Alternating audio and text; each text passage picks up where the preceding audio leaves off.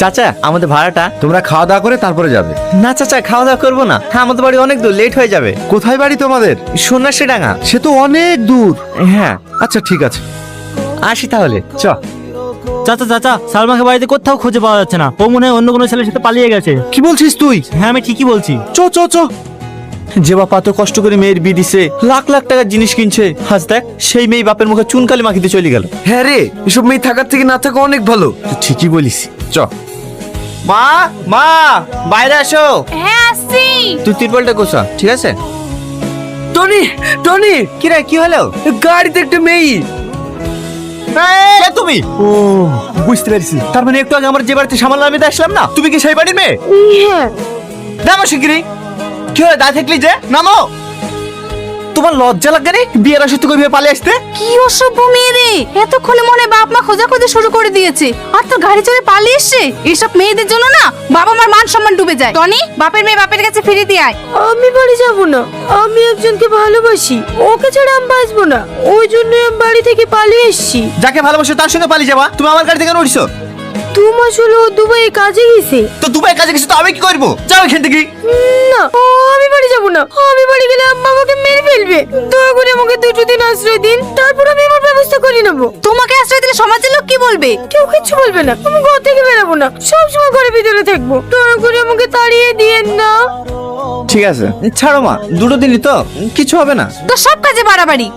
যা তুই তিরপলটা গোছা, এসো। ফোনটা একটু দেবেন?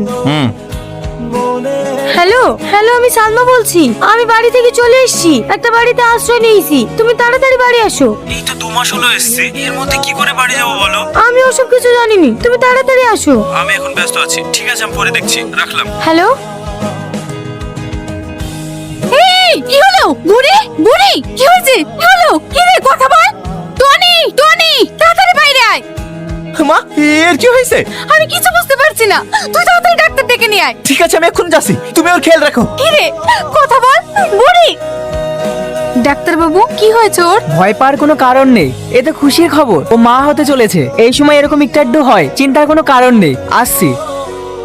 আজ আমার জন্য আপনাদের সবাইকে গ্রামের মানুষের কাছে অপমানিত হতে হলো। সবই যখন বুঝতে পারছো, তাহলে কেন আছো এই বাড়িতে? বেরিয়ে যাও এই বাড়ি থেকে।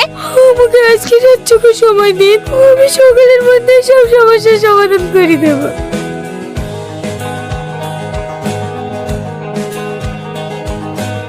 বাড়িতে কেউ আছেন?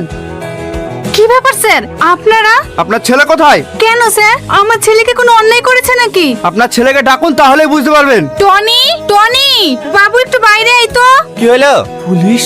স্যার, এই ছেলেটাই আমার মেয়েকে ভুগে ভাগে নিয়ে পালিয়ে এসছে।